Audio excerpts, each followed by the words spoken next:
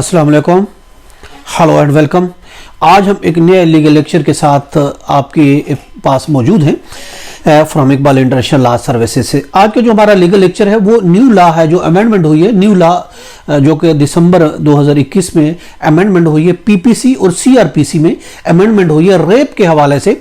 जो आजकल जो हालात इस तरह के बढ़ चुके हैं, ट्रांसजेंडर है, विमेन है, बच्चे हैं, औरतें, तो उस सूरत में ये जो है रेप के मैटर बढ़ते जा रहे हैं। चुनाचे गवर्नमेंट ऑफ पाकिस्तान की असेंबली ने एक लॉ पेश किया है जिसको अमेंड हुई है और उसको जो है वो प्रोक्लेम्ड हो चुका है दिसंबर 2021 में।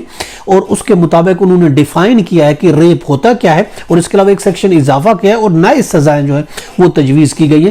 पहले उसमें एक सादी सी बात थी कि रेप और उसकी सजा भी कम थी। अब जो नया लॉ आया है उसमें डिफाइन भी किया गया कि रेप होता क्या है, किस तरीके से रेप होता है, कौन सी चीजें रेप में आती हैं और उसकी क्या सजा है। देखिए सेक्शन 375 है रेप के हवाले से, जो 2021 का एक्ट दिसंबर में आया है, उसके मुताबिक उसको डिफाइन किया गया है।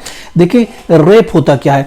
रेप को डिफाइन ये किया गया कि पेनिट्रेट हिज पिनिस, अगर कोई आदमी अपना पिनिस औरत की विजेना में या फिर उसके माउथ में, यूरिथ्रा में, अनस में, या फिर उसको पेनिट्रेट करता है या फिर उसको करने के लिए कहता है, खुद करता है या करवाता है, तो ये जो है 375 में आएगा। और इसके अलावा अगर पिनिस के अलावा कोई और चीज या जिस्म का कोई हिस्सा, उंगली या कोई और हिस्सा जो वो औरत के वजाइना में, उसके माउथ में, उसकी यूरिथ्रा में, अनस में वो पेनिट्रेट करता है, तो वो भी रेप कहलाएगा। इसके अलावा या तो खुद वो ऐसा करता है या दूसरी पार्टी को ऐसा करवाता है, और इसके अलावा दूसरी पार्टी की बॉडी को इस तरीके से मैनिपुलेट करता है, औरत के बॉडी को इस तरीके से मैनिपुलेट करता है कि उसके वजाइना में, यूरिथ्रा में, अनस में या फिर किसी पार्ट ऑफ बॉडी में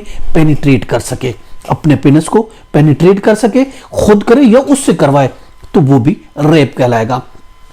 या फिर वो अप्लाई हिज माउथ, अपना माउथ को अप्लाई करे उसके वजेना पर, औरत की वजेना पर, अनस पर, यूथ्री पर या फिर किसी के पेनिस पर, वो भी रेप कहलाएगा। यानी या खुद करे या किसी से करवाए या उसको मजबूर करे। इन हालात में वो मजबूर कर सकता है। पहली बात तो ये है कि वो दूसरी की मर्जी के, ये चीजें जो है किसी की मर्जी के खिलाफ होनी चाहिए। दूसरी बात यह है दूसरे की जिसमें कंसेंट नहीं हो। तीसरी बात यह मौत या जख्मी होने के डर की वजह से अगर करता है, या फिर मर्जी से मगर उसको झूठा ये यकीन दिलाए कि मैं आपका शौहर हूं, तो उस सूरत में अगर होता है। अगर रजामंदी लेता है तो वो नशे में है, पागलपन में है, वो अगर रजामंदी ली गई है तो उस सूरत में अगर करता है।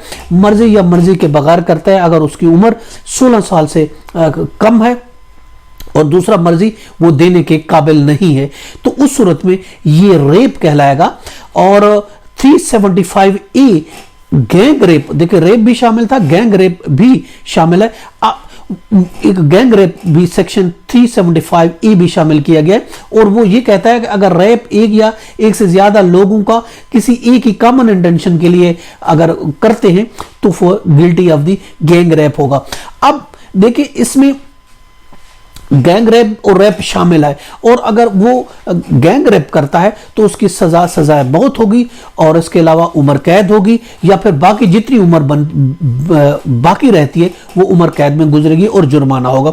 अगर इसमें हम शेड्यूल में जो चेंजिंग की गई है वो 375A और 376 सजा के लिए तजवीज़ किया। 375 आपको बता दी कि ये इसकी सजा जो होगी जुर्माना होगा, डेथ हो सकती है, उम्र कैद या बकिया जो जिंदगी रहती है वो उम्र कैद होगी, और इसके अलावा कोड ऑफ सेशन और नॉन कम्पोर्टेबल ये ऑफेंस होगा। और इसके अलावा 376 में जो सजा दी गई है, अगर यानी रेप कोई करता है तो उसकी सजाए मौत रखी गई है, या फिर उम्र कैद है, या बाकी जो जिंदगी रहती है वो कैद में रहेगी और साथ जुर्माना। ये था हमारा आज का लीगल लेक्चर।